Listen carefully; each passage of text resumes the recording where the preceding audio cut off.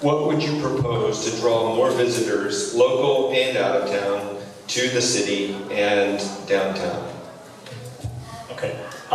So the first thing is, we need more bodies. Okay, I was having a conversation with Mary of Rudy's, and that's exactly what she said. We need more bodies. We need to encourage residential development in this city, but particularly in and around the downtown, because we do not have the critical mass of people with disposable income living in and around the downtown who can patronize those shops where they live, right? So that's very important to me. And to me, frankly, that's a starkly different vision from the we need more parking vision, right? And so, lots of people use the term smart growth, right? And so the people who actually coined that term, you know what they had to say about cities with quote-unquote parking problems? They said that it was the fate of every great urban area to have a parking problem. We are a city that was built largely before the invention of the automobile. It was at least platted out that way. It was platted out and developed largely before every household had an automobile. And so what happens is we have an area where you can walk, you can bike. It's a real authentic downtown, and people are going to come from other places here, right? But we should not ruin what it is that we have to accommodate the people who are not from here. We need to allow more residential development in the downtown so that we can have the customers living there. Thank you.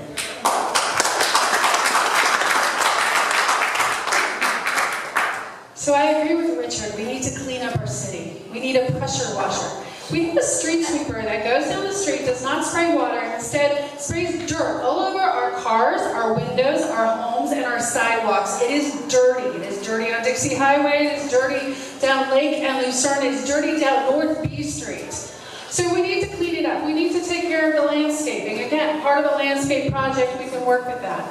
As far as bringing tourists in, our festivals are awesome. We all enjoy them. That's part of Lake Worth. And I do agree, J Street has turned into a very cool place. We need better marketing and communication. We need to get this word out beyond just Lake Worth. I think that we're really lacking in that area. We also need a centralized calendar so that everybody can understand what is going on and where. But the main thing is going to be clean it up and market it. Thank you.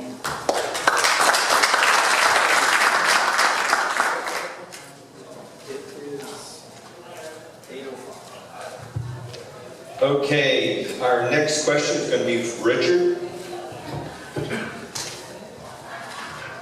If you could change one thing in the Lake Worth zoning code to develop South Federal Highway, what would it be and why would you do it? What effect would you expect to have?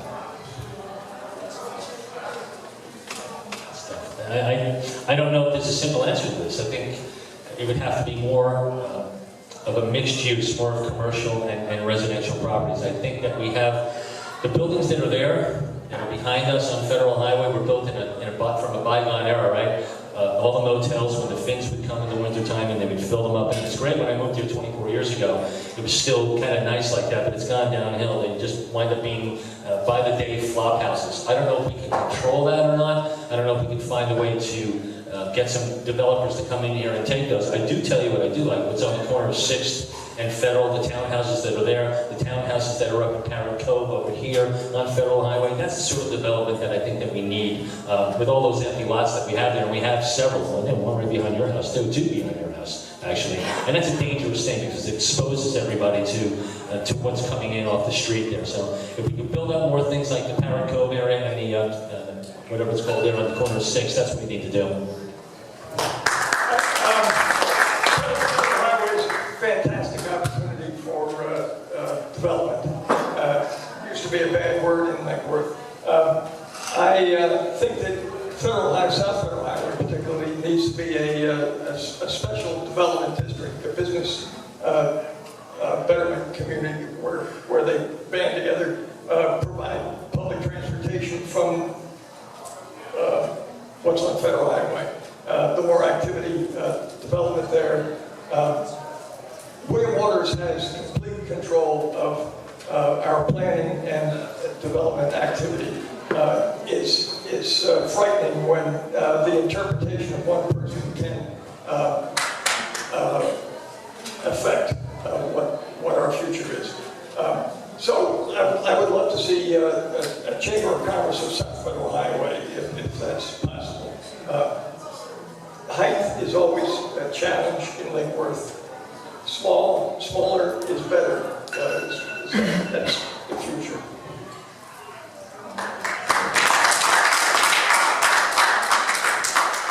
Well, there's not one thing I would change in the zoning code. There are many things I would change in the zoning code, but I would change, first of all, the overall approach that the zoning code has, right? Our zoning code is extremely complex. It is thick with regulations. As a matter of fact, I was having a conversation with a local commercial real estate broker who took his client in to William Waters, who's a developer. And at the beginning of the conversation, they understood that they could get 3 stories. By the end of the conversation, they understood that they could get 6, and there were all these conditions that they had to follow. That you can start out at 3 stories, but if you give us this, you can get another story. Then if you give us this, you can get some more square footage. If you give us this, you can, right? So that's the sustainability bonus incentive program. It's extremely complex. People don't understand it, and the only people who do are the really, really big guys, the people like, you know, people who have owned property in downtown for a long time, right? So basically, you know, what I would do is I would simplify the zoning code dramatically. I would look at every single regulation in the zoning code and ask, why is this here? Is there a purpose for this today? I would take lots of the legacy items in the zoning code and basically repeal them, because what we have is a situation that doesn't really work for us, and you can look at South Florida Highway and see that the zoning code doesn't work. And so I've been pushing for that. I would like to see more of that happen, frankly. Thank you.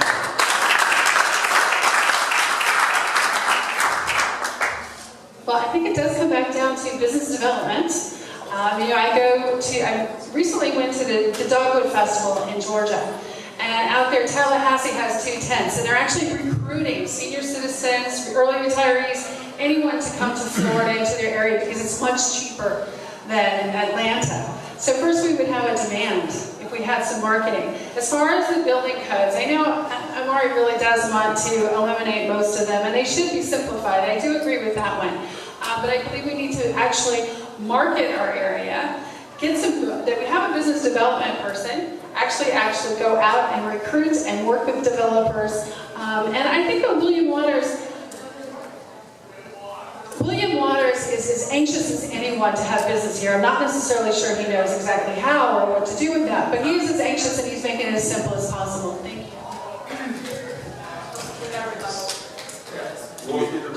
Okay. So my answer is, I appreciate some of the comments that I've heard here tonight. First of all, the Cloisters was a CRA project, and I agree that is a nice project. And also, I like the idea of simplifying our code. I don't like the idea of going in and tearing it all up and starting over. We have dedicated professionals in our building and sustainability department who know what they're doing. William Waters, Mark Stivers, and then all the way down the entire organization. These are professional land planners, these are professional city planners who know what they're doing. I don't have an interest in going in as your commissioner and tearing it all up and starting over. Here's one of the things that I'd like to do right away, though, is we can take away our height restrictions on our main thoroughfares. So 6th Avenue South, 10th Avenue South, certainly Federal Highway, certainly Dixie. We can keep our height restrictions in place for our downtown corridors. I think it's important to keep our charm and culture. But let's take those height restrictions away on all the other areas, especially Federal. There's no reason for it. It absolutely deters development. And it's one of the easiest things that we can do right away if we want to talk about simplifying. That's it. So thank you. Thank you. Omari had a rebuttal, as does Herman. And this is a 1 minute? Yes. Okay, so the first thing I want to say is, yes, we do have people who are dedicated staff members. They have experience, professionals. William has 4 degrees in the month of July, right? But the fact is, I'm sorry, some of these same staff members presided over a historic preservation program for almost 20 years that was hell for anyone who owned a home in a historic district, right? So while I understand that these people have degrees and that they're professionals, they are to be challenged, however, when it's seen that what they're doing or what they're not doing isn't working for the people who live in this city. And I think the evidence of the fact that it's not working is on South Federal Highway, it's on Dixie Highway, it's on Lake Lucerne east of Dixie Highway. In my opinion, the entire code needs to be simplified. The other thing is, South Federal Highway and the downtown, that's not a marketing problem. The fact is, I believe, okay, that you should not have to go in and talk with a staff member to understand the law. The law should be written such that if you have a laptop and you're living in Iceland and if you've got a chunk of money, you should be able to read our code, understand what you can get on a given piece of property, come in with a plan and do it. But the way that our code is written now is that you have to go to William Waters so that he can decode and demystify what it is that he has written. I'm sorry, I am not interested in sitting in my seat representing you and not challenging the people who work, not for themselves, not for their idea of what a city is, but for you guys. Thank you.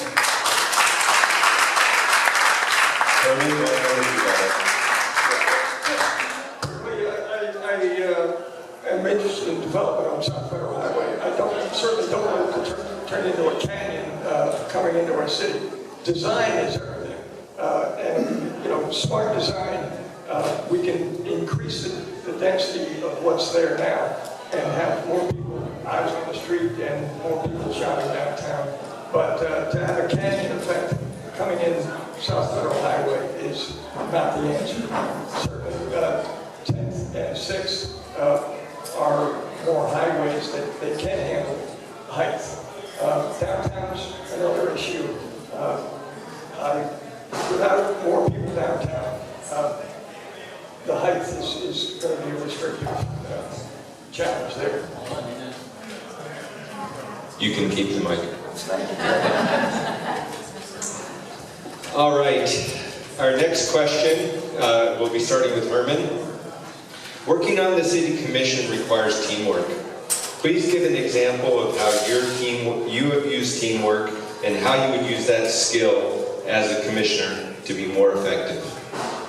Simply compromise. If people propose ideas that aren't in sync with yours, you certainly have the responsibility to offer your ideas, and we should be able to disagree and come back to a compromise for the greater good. We do have diversity, which is a good thing, but to not talk and to resent a difference of opinion and carry that forward is disgusting to me. That's not true government. I'm challenged by differences of opinion, and I look forward to working with the people that I have gotten to know very well, and they know me, and that's important. So, and you have to throw the city manager into the mix in terms of working together.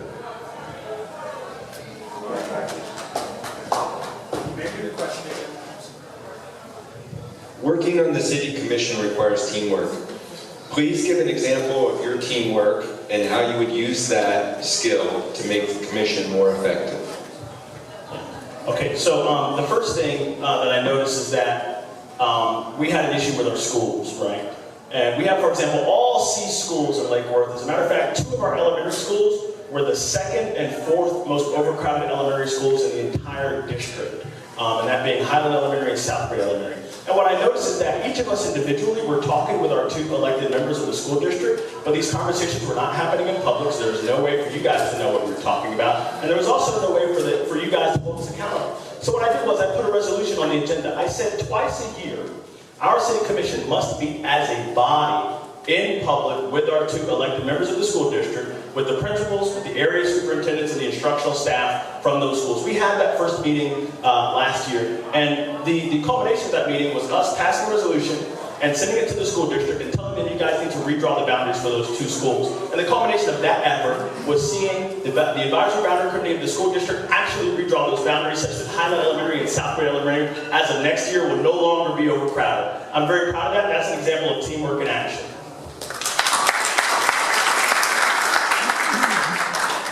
So I have spent 28 years negotiating salaries and contracts and benefits. So I have probably negotiated 1,000, 2,000 salary packages, contracts with clients, working with them and their organizations to achieve their strategic goals.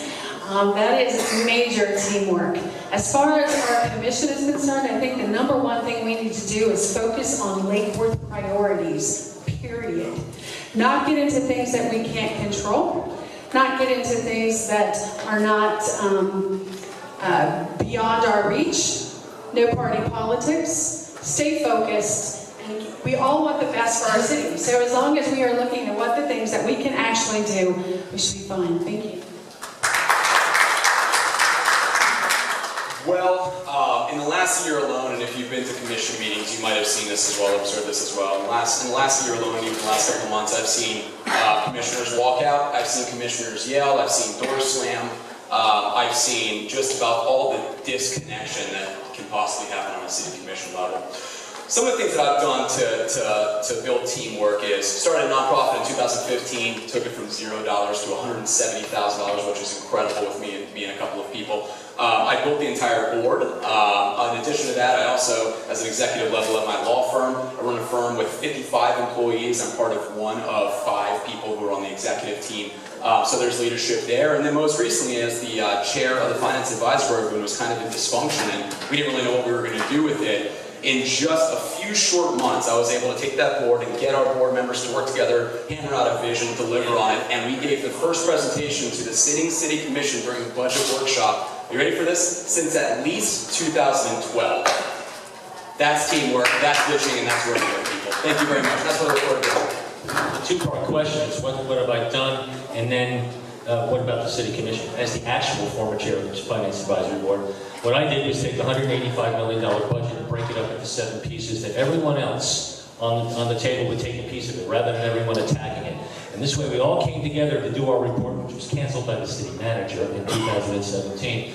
And it was a really comprehensive plan. We came to consensus, and we all had a vision with what we were going to do. As far as the city commission goes, I'm here because I see it as being dysfunctional, completely dysfunctional. There's sniping, there's animosity, there's personal agendas, and that sort of thing has to stop. Nothing gets done. Not to mention that if we're in the middle of an election cycle, you notice how things tend not to get done for about 6 or 8 months prior to an election. Everyone's afraid to say what's really on their mind. Then after the election, they come out and they tell you what they really want to do. That sort of thing has to stop. Be clear, be straight, be concise, tell what you want to say, and come to consensus, as we've done in the past.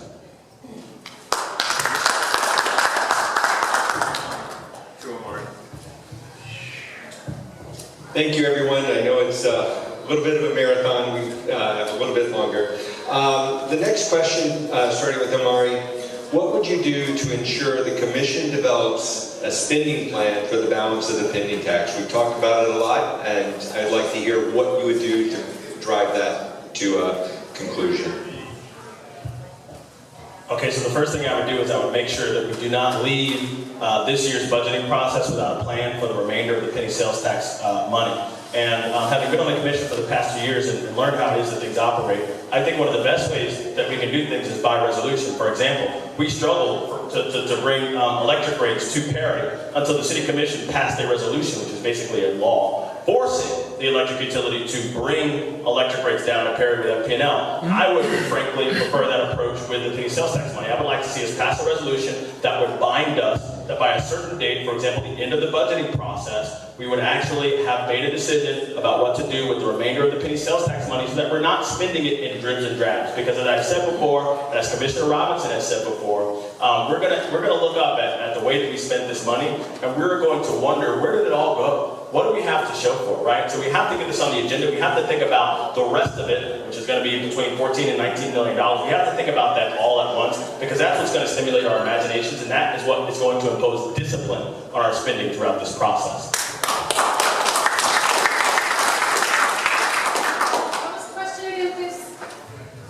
What would you do to ensure the commission develops a spending plan for the balance of the penny sales tax? Okay, well, we have 2 people here who have been commissioners and had 2 years to do it, and they haven't done it. I would, again, my background is project management, process improvement, and working with clients to achieve their strategic goals. So first of all, it would be a special meeting. We would come to that meeting with all of our ideas, our wants on the table. We would have a facilitator, because we get off the tracks real easy in our meetings. If anybody's attended them, you see that. Last one was a penny sales tax meeting. It was a pool meeting. We need to sit down. We need to get serious. We need to put everything on the table, open the kimono, and actually get down to creating a budget. Thank you. Yeah, I think, I'm not sure why the conversation hasn't come up. We'll hear a couple of things. We'll hear my commissioner will say that, well, we have to operate within sunshine law, so I can't get anything done because of sunshine laws. And then we'll hear, well, we can't get anything on the agenda because the city manager runs it. I don't know what the answer is for why this hasn't come up, so I'd actually start there as soon as I'm elected. That's really the first place I would start, is to start to dig into why that hasn't happened so we can address what the problem is. My sense is that there's little consensus on the dais right now. By consensus, I don't mean agreement. I just need a consensus about knowing what it is that's facing our city right now to go ahead and address the issues that we know are happening right now. A consensus that we are going to bring penny sales tax forward as a workshop. I'd also like to see more frequent public workshops going forward, especially with City Commission. It's a lot of, especially with the penny sales tax dollars, it's a lot of money. By the way, this money comes in over 20 years, guys, so there isn't a huge rush for it, but we do have needs right now that we should be spending that money on. And so I'd like to start with, what's the problem? Why hasn't it happened yet? And then we address it from there. Thanks. That's where I differ with Kathy. I'm glad we waited a little bit. We stepped back, we took a view of it, and then we started to apply penny sales tax. You just don't want to get a pot of money that you're getting over 10 years, by the way. It sunsets in 8. Or if the number comes in, at 25 million for us. We have about 18 million left from what I calculate, and we should be able to do 2 things with that. We should be able to do the beach complex, which includes an aquatic center, and this golf course. If we build this golf course, they will come. This is a world-class location of 5-star resorts. They're right across the bridge from us, and they don't send the executives from IBM to come and play here because it's a cow pasture. It's sinking into the intracoastal. Michelle and I lived on this golf course for almost 5 years, and every year the water got closer and closer to the house. So it does need to be addressed. This was the destination golf course for 2017 in August by the Secretary of State of Florida, and again, obviously he hadn't played it. So now's the time to approach it. And now's the time to start making a list. I'm glad we waited though, because now we have, I think, a clearer picture and a little calmer head about it. I appreciate the honesty in not understanding how things don't get done. The difficulty in dealing with 5 people working together, including the 6th person being city manager, is a challenge. I was able to get consensus, at least in focusing on education. We have been working on the casino park improvements for over a year. That study came out in July, but it took 6 months to prepare for that. And so to say that we haven't been working on it is not completely honest. And to recognize that it's difficult and political, because there was an election for this, and it was political. Next question is starting with Kathy. What action should Lake Worth take today and in the future to protect residents and property, as we just heard, water rising, sinking, as the sea levels and intercoastal waterways rise? Well, as you know, I believe in climate change. I believe in science. I know the water is rising, and I know that we all have to be aware of that. Unfortunately, communities are aware of it. There's a lot of talk about it. There's not a whole lot of answers right now. Now, we are taking bits and pieces with our water company. We're bringing in changing out the pipes and the drains, and we're doing it as we can. And we need to stay on top of that. I know our sustainability department is on top of it. And they're constantly looking at there's the latest and greatest data and actual facts. But right now, there's not a whole lot being said. Do this, and it will be okay. So we need to stay on top of that, constantly look for it, and make sure that we have funds available when the answers do come. Thank you. So I spoke to a conservationist who's also a neighbor, and I asked this very question. I said, what can a city, a municipality do in order to address climate change? Because we're limited in our resources, we're limited in staff, and we're limited in what we can do along our seawalls. And I'll be the first to admit that this isn't my world. So I actually reached out and I wanted to talk to them. And they gave a couple of examples of some great things that are going on. West Palm Beach is addressing it in a number of different ways. But one of the things that kind of dawned on me is that we have a number of advisory boards and committees here in this city that are citizen-led, resident-led boards. We have a tree board, for example. We have a library board. Of course, we have a finance advisory board.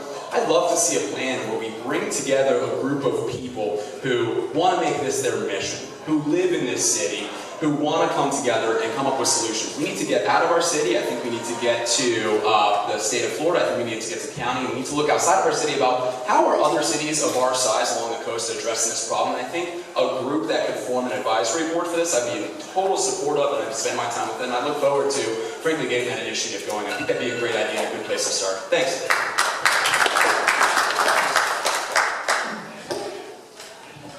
We didn't have a plan for sea level rise when we were doing the roads initially in the engineering. Brian Shields, who's our city engineer and the head of our water plant and the road project program manager, has said that they've changed that, and they are incorporating into doing the water mains and the sewers and everything and the road project to accommodate sea level rise. You can go to something called eyesontherise.org. It's from Florida International University, and it's an interactive website that you can say, okay, if sea level rises 3 feet, what's that going to look like? Well, it's 6 feet.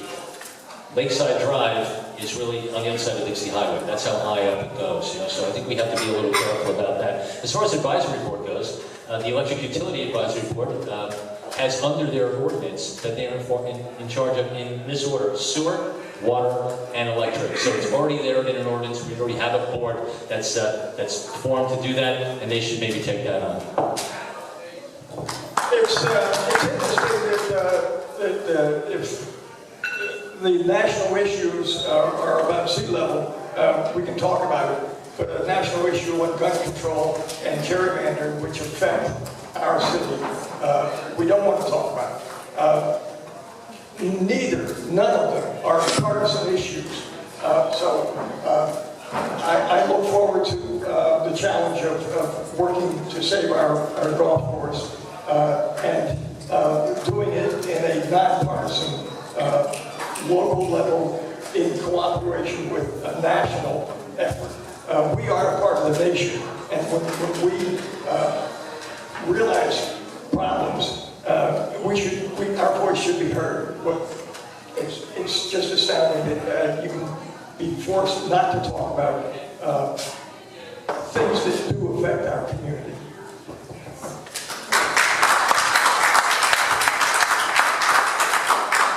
So, how many of us know that all 3 counties in South Florida are part of a pact called the Southeast Florida Regional Climate Pact that says what it is that, we got a government person there, yes, that basically says what the counties are going to do to address this issue going forward, right? And so, Herman and I are actually the 2 only members of the commission who have actually been to the Southeast Florida Regional Climate Summit. We're the only 2 members of the commission that have actually taken the time to learn from our folks in Miami-Dade County that have been dealing with this issue for a very long time. And I think that the first thing that you need is strong leadership, right? Miami-Dade County, you have Mayor Carlos Jimenez. He's a strong mayor, strong leadership. He put together a multi-million-dollar program to address this issue. Same thing with the city of Miami. Same thing with the city of Miami Beach, right? So the first thing I think that we need is strong leadership. I think we should do this via resolution the same way that those counties did, which basically requires staff members, no matter who's in that place, to require all future staff members when these large infrastructure projects come up, that you're taking climate change into effect. And the other thing is we might not have the money to do bonds the way Miami Beach did. We should go to the state legislature and ask for appropriations. I think that's appropriate. We're actually doing that this year. So I appreciate it. Richard, do you have a rebuttal request? Yeah, the rebuttal is more for the difference between trying to ban bump stocks and gerrymandering versus what we can do for sea level rise, which is a national issue as well. We can actually do that with the engineering that we have here. We can have control over our own destiny as far as that goes and manage that. We can't ban bump stocks with 5 people talking about it over 3 meetings and